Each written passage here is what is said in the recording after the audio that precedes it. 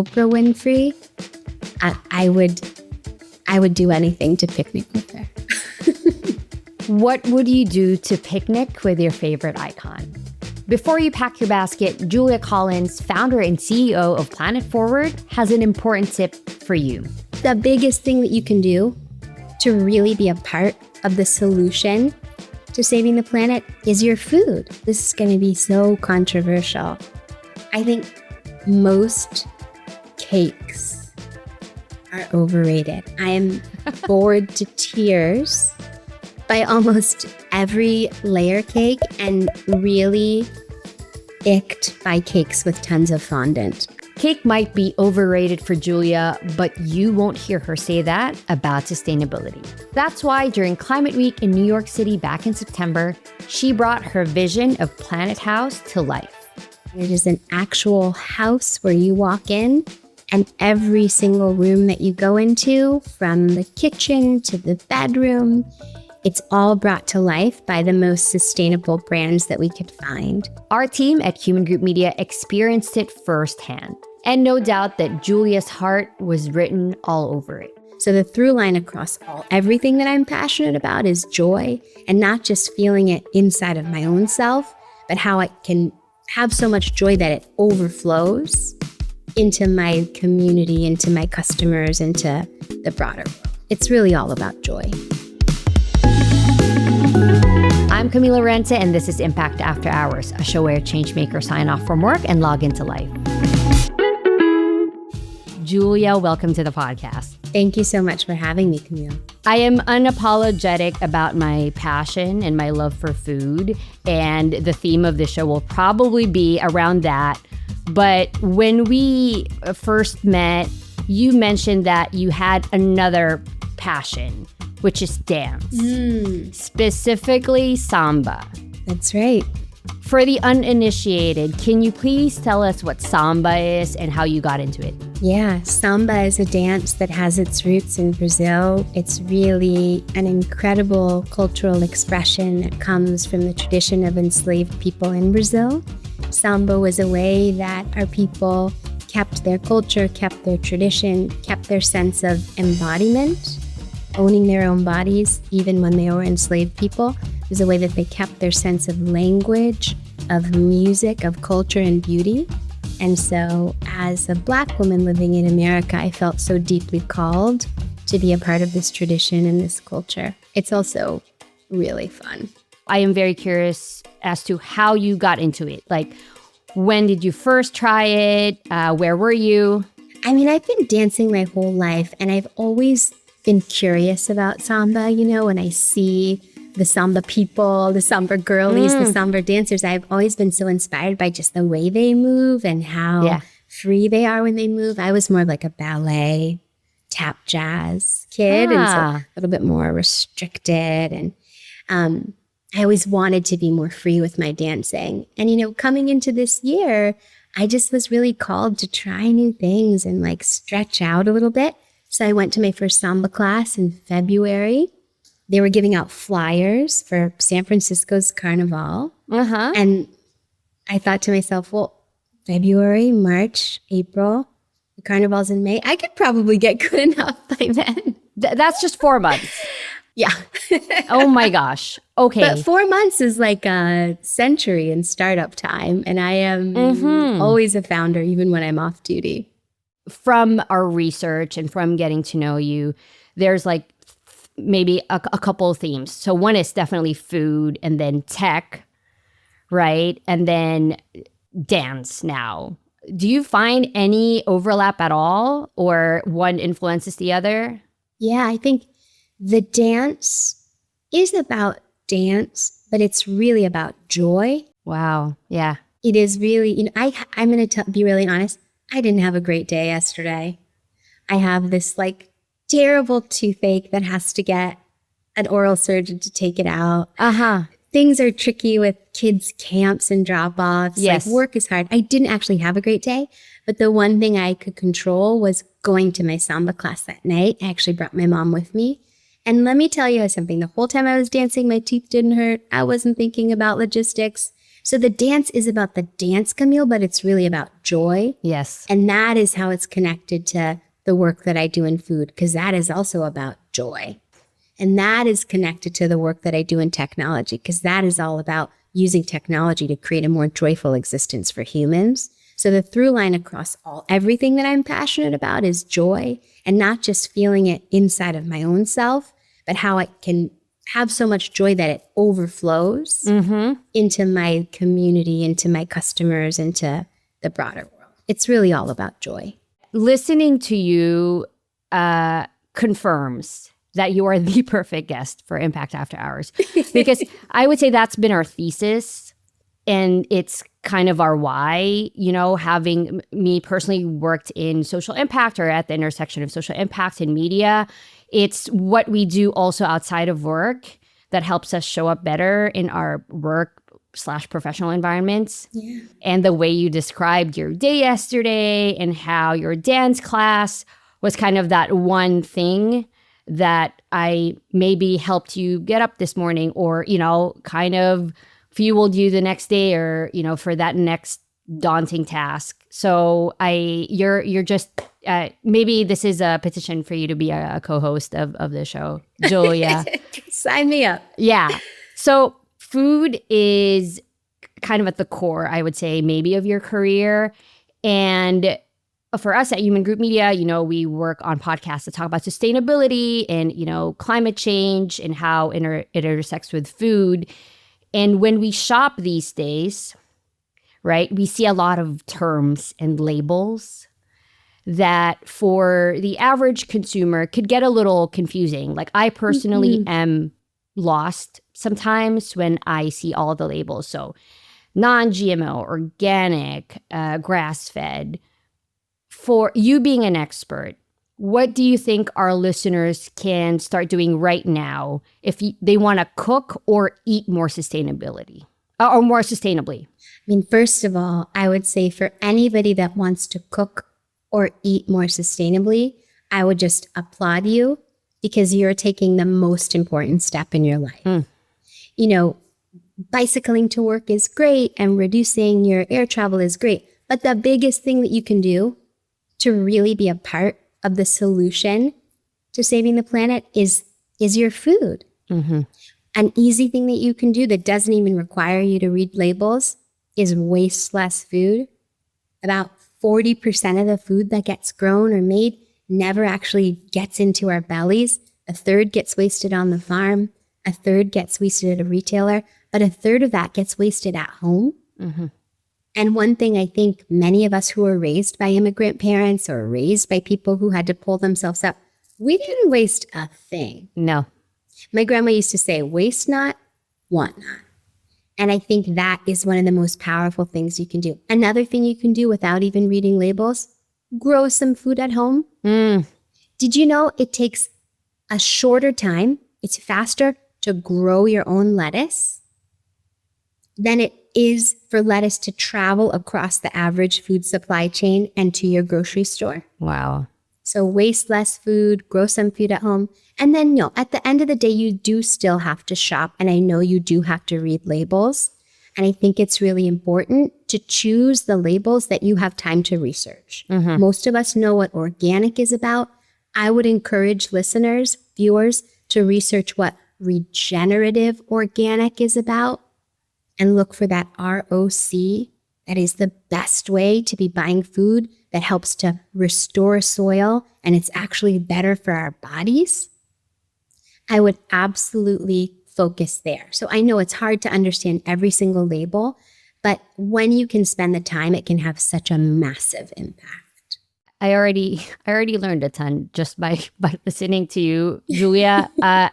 You are a busy lady. I know that. And, you know, if anyone Googles you, if anyone looks at your career history and the things that you've built, how do you still stay focused? Or I would say, like, you know, level-headed when things get really challenging?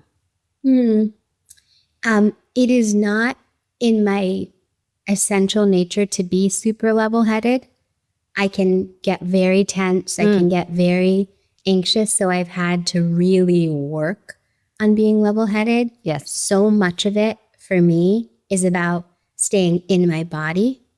So like when I wake up first thing in the morning, before I go and pick up the kids, before I greet my partner, I start with breath work, right? To like bring breath into the body and exhale stress from the body.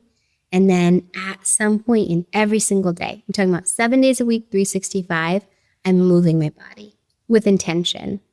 You know, I'm either going for a walk or I'm going to a dance class or I'm going to lift weights. So for me, the way that I stay level-headed is really getting out of my head and getting back into my body, which is like the place where I feel grounded and I feel powerful.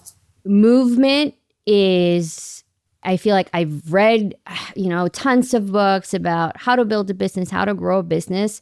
I think maybe that should be like, I don't know, in the early chapters of whatever business book there is out there. Like, listen, like some days you have a tough day at work. You might be raising capital, right? Yes. And when you're doing that, sometimes you're getting like 10 no's to every yes. Mm-hmm. Every time you get a no, if you like absorb it, it just like tightens your body. You know what trick that I have? When I get a couple of rejections and I need to keep going, I'll go and wash my face. Literally just wash my face, spray some water on my face, and just like get up and just shake stuff out. Yeah. And it's kind of like waking up or kind of resetting. There's movement. There is, getting some sun, like even for a few minutes or something. And that all helps. The worst things to do is to just like grab your phone and start scrolling when you're already stressed, which is often the thing we've learned to do now. Oh my gosh, yes. But that's like the worst thing. The best thing is to just like get back into your body, shake something out, and then you're ready to go again. You have 2 young children, is that? I have 2 boys, a 7-year-old named Mosi and a 3-year-old named Olu. So with your kids, Julia, what is their relationship to like food and sustainability? You know, one of the times that it was easiest for Mosi when he was born to understand what I was doing was when I was running MoonShot, the cracker brand. And because that's like a tangible product, you can see it at the grocery store. And Mosi's like, my mom makes crackers, and that like really made sense to him. And then he understood like why we made the crackers, and it was to protect food systems and protect pollinators. And he loves bees, he loves butterflies. So like when I'm working on things that are super tangible, it's easier for the boys to understand.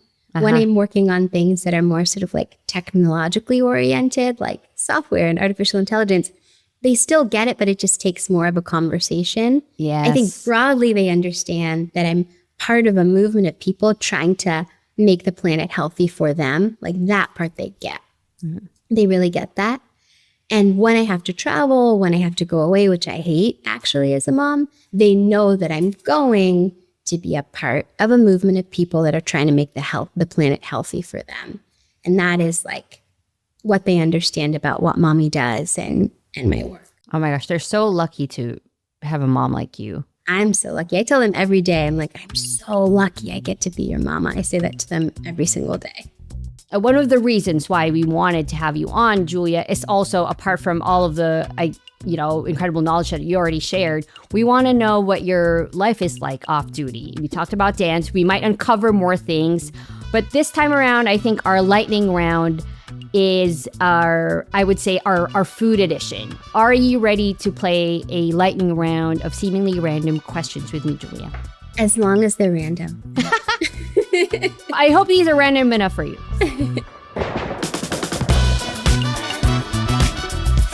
For an entire week, would you rather cook challenging recipes at home, order from your favorite takeout spot, or dine at your favorite restaurant? I'm going to go for dine at your favorite restaurant because I think it is so important to support our community restaurants. I myself have been a restaurateur, and it's all about getting people into the restaurant, and it's especially tricky on the off nights like Tuesday and Wednesday. So I would go and support my local restaurants and be inspired by the amazing chefs. That would be my response too, if someone were to ask me that question. Okay, a little controversial, I don't know. What is an overrated dessert in your opinion? Overrated. Oh, this is going to be so controversial. Okay. I think most cakes are overrated. I am bored to tears by almost every layer cake and really icked by cakes with tons of fondant. I Got think it. It's generally overrated, especially the ones that look beautiful on the outside but don't taste great. I hear you. Great answer. What is the most out-of-the-box meal you've ever tried? Oh, one time I was in South Africa visiting and staying with a family in a township called Kailicha. And this was before I was vegan, and the dish that I tried was called a smiley, and it was a sheep's head sliced through and grilled on an outside grill. And this was like an incredible honor to be served. Yes. And a huge like sharing moment for everyone in the community.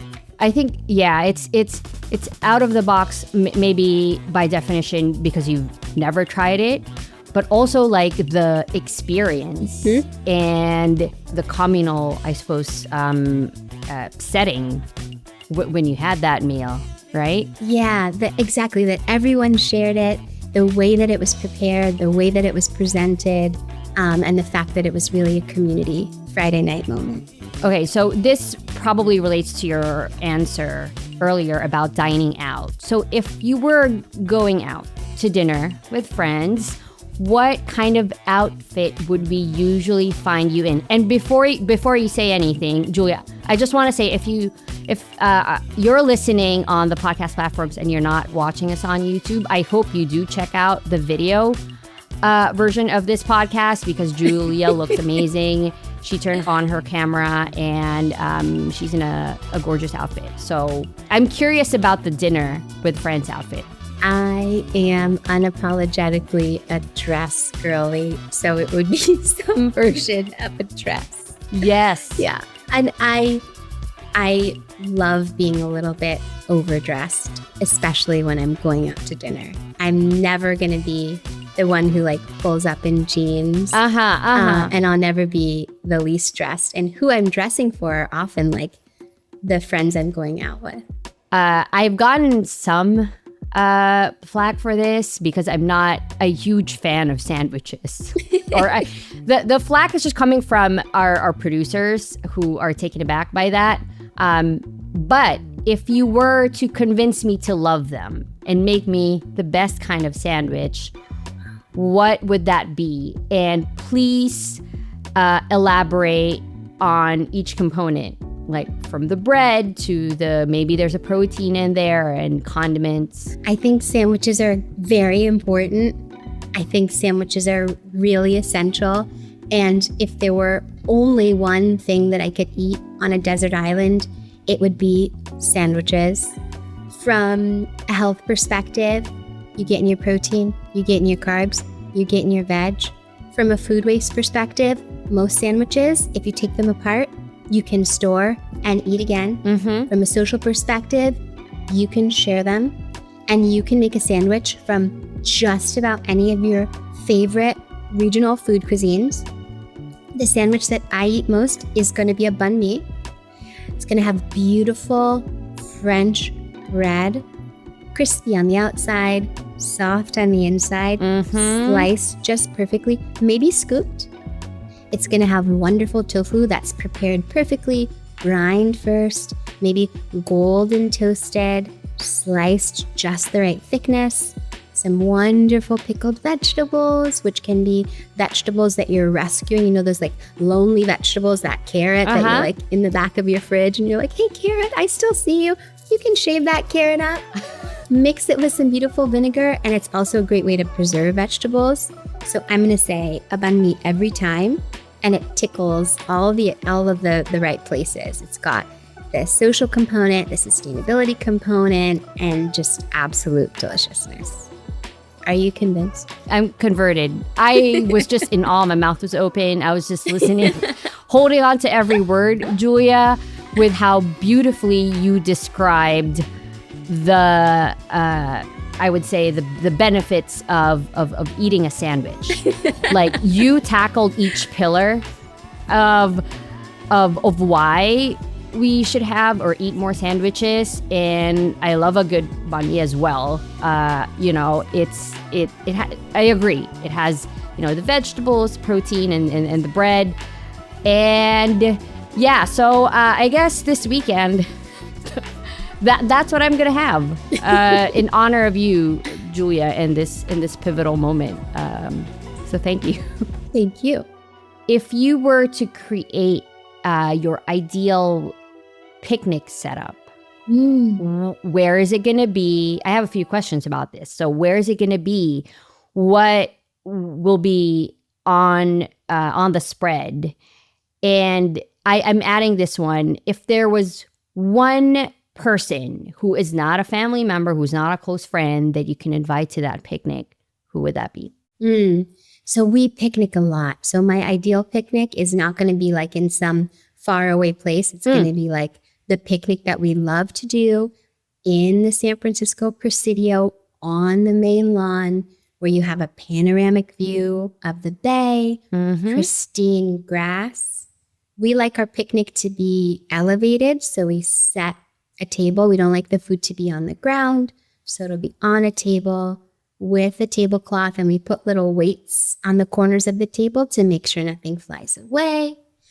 My favorite dish to serve are barbecue jackfruit sliders, which are made by my dear friend Danielle. They're vegan. They're so delicious. He serves them on a pretzel bun with the spicy vegan coleslaw that is like crazy delicious. So that is like what I think about. Who would I want to come to my picnic? Like, who would I most just like to spend a whole day picnicking with? I mean, it's gotta be Oprah Winfrey. I would do anything to picnic with her. Yeah. And it first of all, it sounds like a perfect day, a perfect afternoon. And with the kind of food that you are hoping to serve, which is making my mouth water already. And for me, I guess, like, I love spicy food.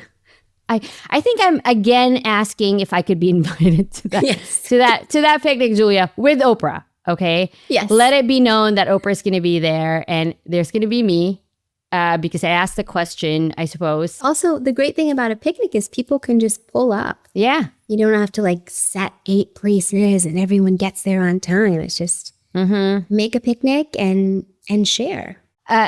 Julia, this has been, obviously a great conversation. I learned a ton.